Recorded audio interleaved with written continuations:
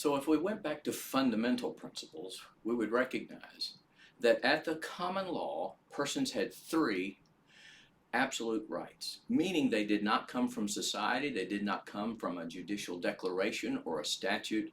They were understood to have actually come from God because He's the creator of human beings. And so we had a right to our lives. Our personal security is what the common law called it, which included our life, a right to our limbs, a right to our reputation. That's why we have laws prohibiting murder, because we have a right to a life. We have laws prohibiting um, libel and slander, because we had a right to our reputation. We have laws prohibiting assault and battery, because we had a right to our limbs. We had a right to our property, to possess our property, and a right to liberty, to move about without prior restraint, either by government or the other person. These absolute rights, you see, did not just pertain to rights against the government, but rights against my fellow citizen. Neither the government nor a fellow citizen could take my life, my liberty, or my property. Okay, great.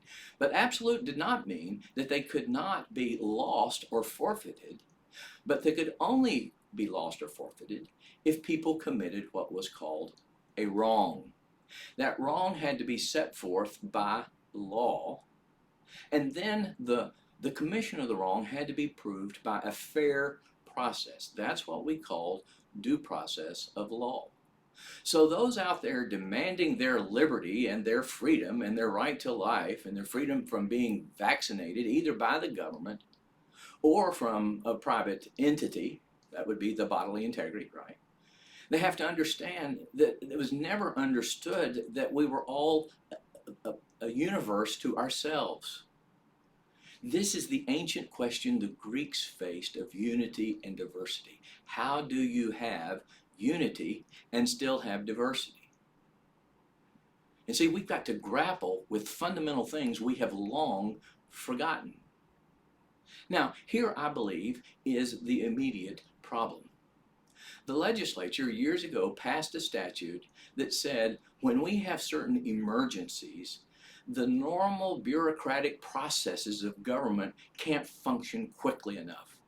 So we are going to delegate the authority to the governor to do certain things in light of emergency situations, so that he can suspend certain laws so that we can protect ourselves. You see, there is that concept of the common good and having a sense of unity.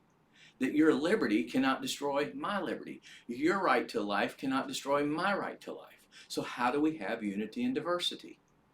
Now here I believe is the fundamental problem that got people so mad. We're supposed to live in a nation where our laws and our policies respecting the tension between unity and diversity and life and liberty and property are to be made by those that we can hold accountable, our lawmakers.